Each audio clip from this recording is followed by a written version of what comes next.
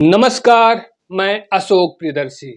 बिहार के उप मुख्यमंत्री और बीजेपी के प्रदेश अध्यक्ष सम्राट चौधरी ने सरजू नदी में स्नान के बाद अयोध्या में भगवान श्री राम के चरणों में अपना पगड़ी अर्पित कर दिया है। सम्राट चौधरी ने 22 माह पहले नीतीश कुमार को गद्दी से हटाने के संकल्प के साथ सिर पर पगड़ी बांधी थी, जिसे 3 जुलाई को उतार दिया है, जबकि नीतीश कुमार आज भी बिहार के मुख्यमंत्री हैं। आज की रिपोर्ट में हम बताने की कोशिश करेंगे कि सम्राट चौधरी ने खुद पगड़ी खोली या फिर उनकी पगड़ी खुलवाई गई। हम बताने की कोशिश करेंगे कि संकल्प पूरा होने के पहले सम्राट चौधरी को किसने पगड़ी खोलने पर मजबूर किया। बता दें कि सितंबर 2022 में अपनी मां के निधन के बाद सम्राट चौधरी ने पगड़ी बांधी थी। पगड़ी बांधते हुए संकल्प लिया था कि जब तक नीतीश कुमार को गद्दी से नहीं उतार देते तब तक अपने सिर से पगड़ी नहीं उतारेंगे।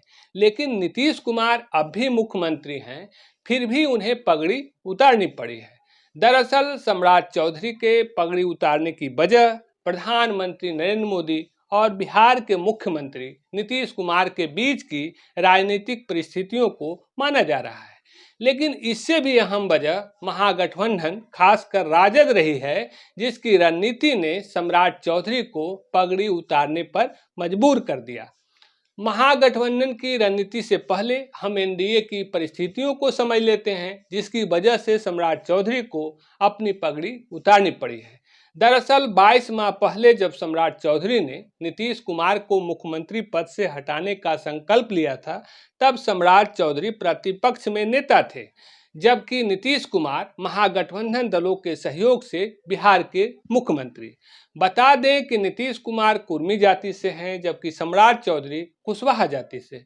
दोनों जातियां नीतीश कुमार के लिए आधार वोट बैंक रहे हैं। बीजेपी इसी आधार वोट बैंक में सेंधमारी के लिए सम्राट चौधरी को आगे कर अपना दांव खेली थी। इसीलिए बीजेपी सम्राट चौधरी को मुख्यमंत्री के तौर पर प्रस्तुत कर रही थी। लेकिन चुनाव के पहले परिस्थितियां बदल गई।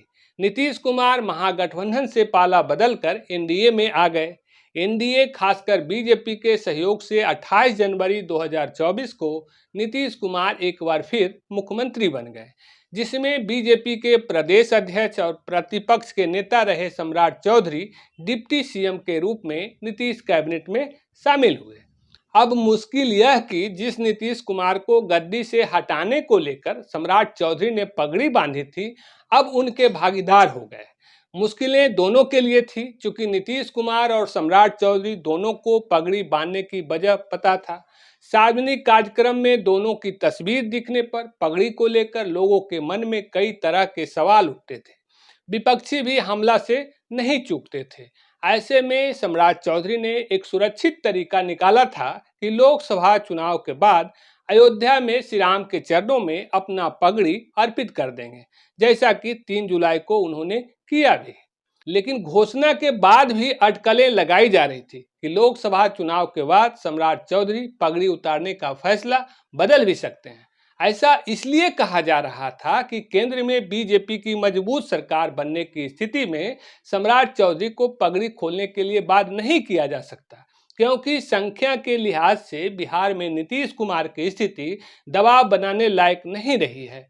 ऐसे में 2025 के विधानसभा चुनाव तक सम्राट चौधरी पगड़ी बांधे रख सकते थे, ताकि बीजेपी यह संदेश दे सके कि सम्राट चौधरी बतौर मुख्यमंत्री के उम्मीदवार हैं। लेकिन लोकसभा चुनाव परिणाम के बाद परिस्थितियां बदल गई। अब केंद्र और राज्य दोनों में बीजेपी और जदयू एक दूसरे की जरूरत बन गए, क्योंकि केंद्र में नरेंद्र मोदी की सरकार अकेले बीजेपी के बूते नहीं रही।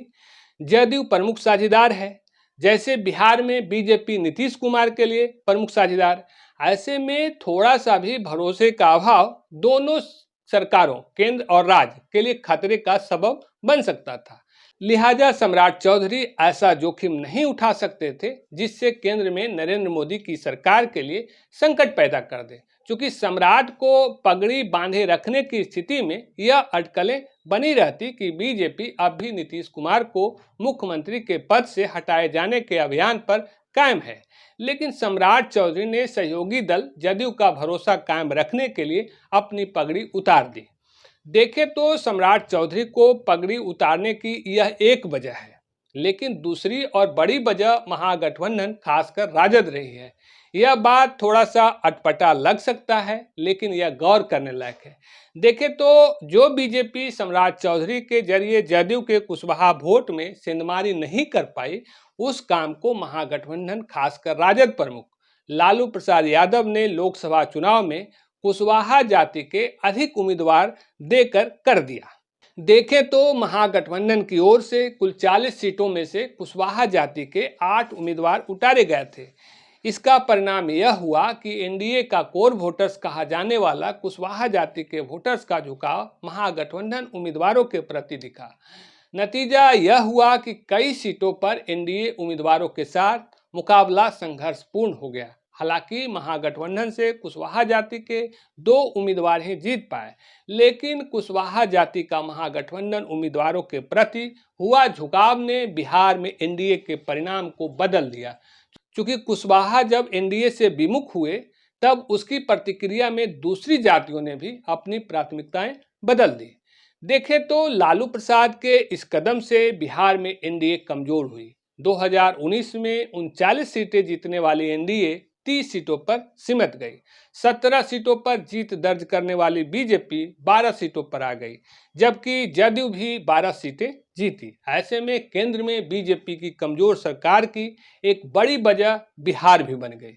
कुशवाहा जाति के वोटर्स का महागठबंधन उम्मीदवारों के प्रति झुकाव ने सम्राट चौधरी के लीडरशिप पर सवाल खड़ा कर दिया। सम्राट चौधरी को कुशवाहा जाति एक लीडर के तौर पर नहीं स्वीकार किया, बल्कि जाति के उम्मीदवारों के पक्ष में मतदान किया।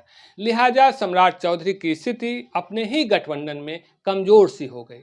ऐसे में सम्राट चौधरी की पगड़ी खोलने का फैसला बीजेपी का स्वाभाविक नहीं कहा जा सकता।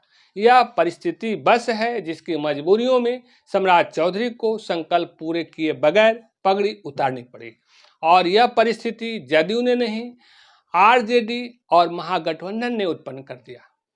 धन्यवाद।